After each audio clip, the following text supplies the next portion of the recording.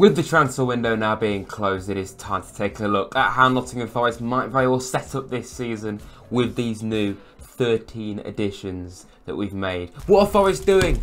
Signing so many players. FFP is going to haunt them. Investigate them right now. Relegate them immediately. It is unacceptable.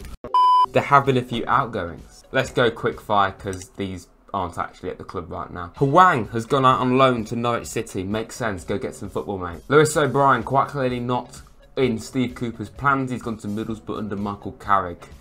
They could do with your help, mate. Go and help them out. Loic Mbeso, why have we not just sold him? Because I don't ever see him playing for the club ever again. But he's gone on loan to a club I've never heard of before, if I'm being brutally honest. Remo Freuler. Sorry, I thought it was a ghost. He's gone out on loan to Bologna in a swap deal with another player who hopefully should be a little bit more effective. Alex Myton, he's gone out on loan to a club that, I'll be honest, I hadn't heard of when I saw the rumour. But I was quite shocked when I saw that Craig Cathcart plays for them. And a lad from Cardiff. So he might blend in better than I thought he would. Speaking of Cardiff, Jonathan Panzo's also gone out on loan to Cardiff City for the entire season. I mean, fair enough. He's never going to play for us. There's another one, isn't there? Hang on a minute, bear with.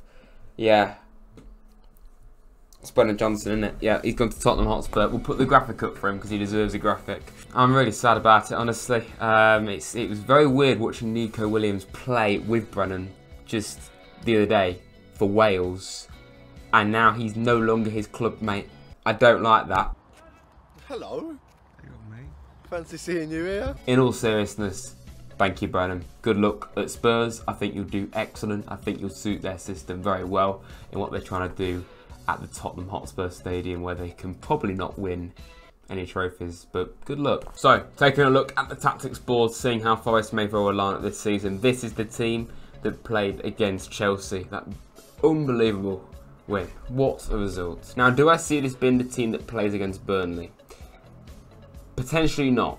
I do see a few changes. I do see potentially we could try and integrate these players in slowly.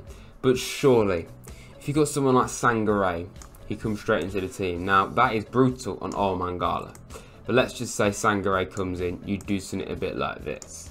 Now, Danilo, in this Chelsea game, as I can show you here, he was basically playing as an attacking midfielder, like covering the right hand side and Morgan on the left. It's weird, really. We don't really play with wingers. We play with like two attacking midfielders. And this is the thing, you know, obviously we've got Hudson-Odoi and Elanga. Origi can actually play on the left hand side if you didn't know that. And Dennis is still kicking around. I very much doubt he's going to be part of the plans though. But Danilo can comfortably play, not as a winger, but as like a attacking midfielder in a 2. He can definitely do that. Even in a 1, actually, if you were to play like Gibbs White there, Elanga here, and then you have Danilo here, something a bit like that. I am aware that there's 12 players on the pitch at this moment. I'm not suggesting we break the rules of football in order to win. It's just the fact that I was looking at the attack, not the defence. Taking a closer look at the midfield, do you keep Mangala in? Do you play him instead of Sangaré? Probably not. And it's brutal on Mangala, it really is. Now, some might say take Yates out and play both, but I'm sorry, I will not take Ryan Yates' pelters. He's integral to the team. He's integral to the team. He's the captain when Joe isn't in the side. Not only his leadership, but his drive, his energy, his work rate, his aggression in ways, in his tackles. He's not the most gifted player. He's not even our best midfielder technically in terms of technical ability, but what he brings to the side is just everything. We see how much better we do with Yates in the team. So for me, it's a no-brainer. Yates plays. He stays in the team. But it does mean you've got to drop Mangala. Now, do you drop Danilo? For me, absolutely not. He's not had the greatest start to the season, in my opinion, Danilo. He's been a little bit slow at times to, you know, show that form that he showed at the end of last season. But if you're going to play midfield 3, you want to have a bit of a mix. You don't want to have 3 players exactly the same. Yates, you've got his physicality and his work rate. Sangaré is just the ultimate defensive midfielder from what we can tell.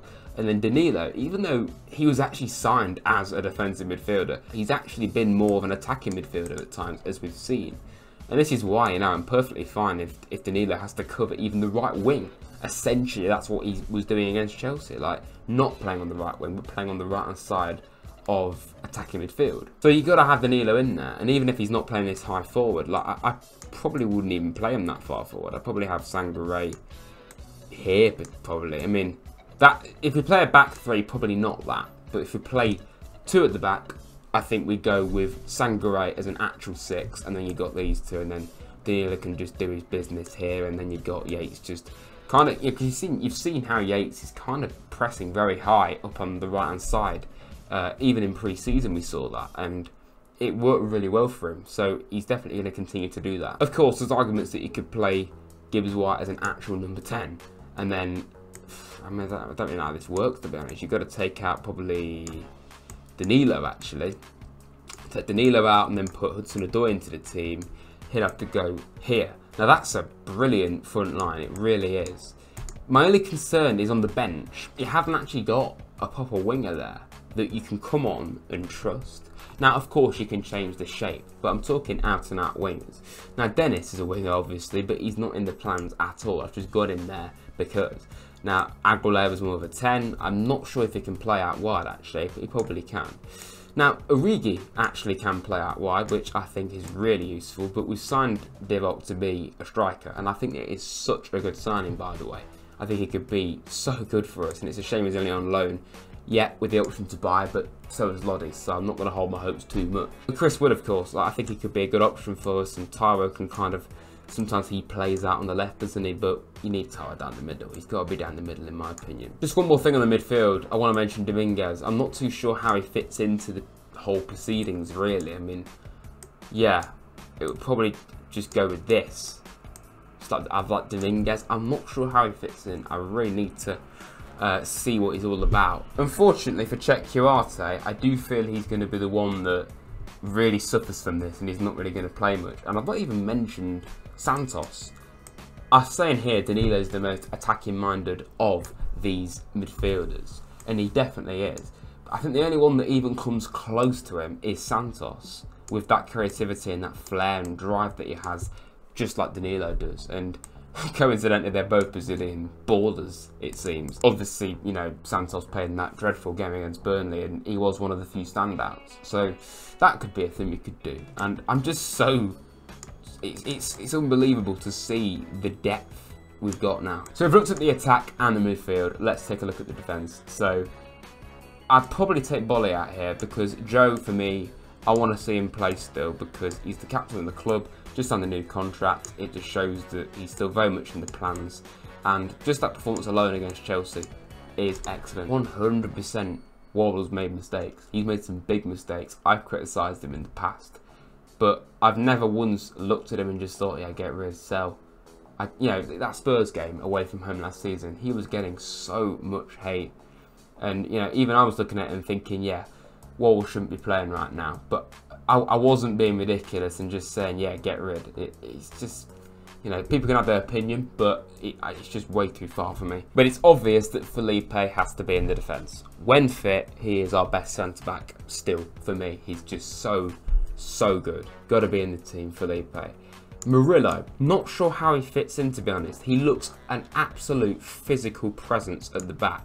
But with his age, a bit like Big Andy on Balotelli. That's what people actually called him at Norwich City. So I haven't just made that up. I think those two have been signed as like the heirs to Felipe and Bolly. Because as great as those two are, they are in their 30s now. They are definitely the oldest members of our central defence.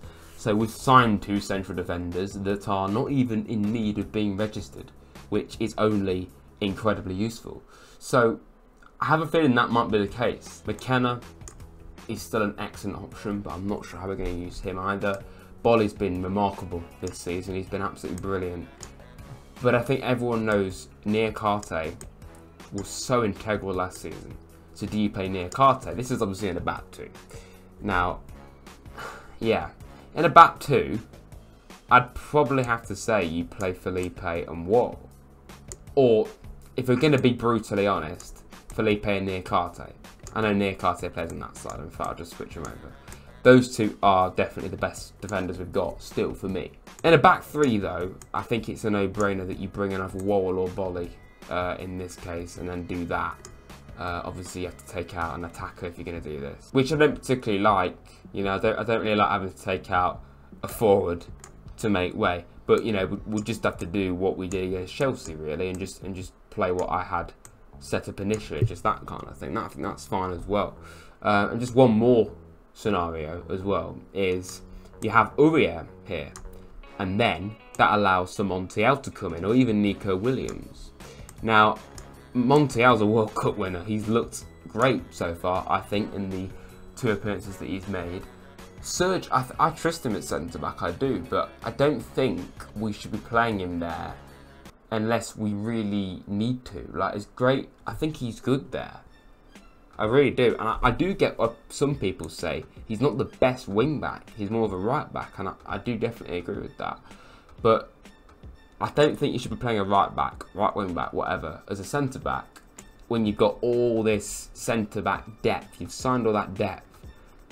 I don't think you should be doing that unless you really want to incorporate Montiel as well. Nico, obviously he can play on both sides, still got a part to play, but I'm not too sure how frequently he will play, if I'm being honest, with Montiel and also Nuno Tavares. Obviously, Aina's been fantastic, but I really think we've got a good backup there in Tavares, and I don't think Toffolo's really got much of a future.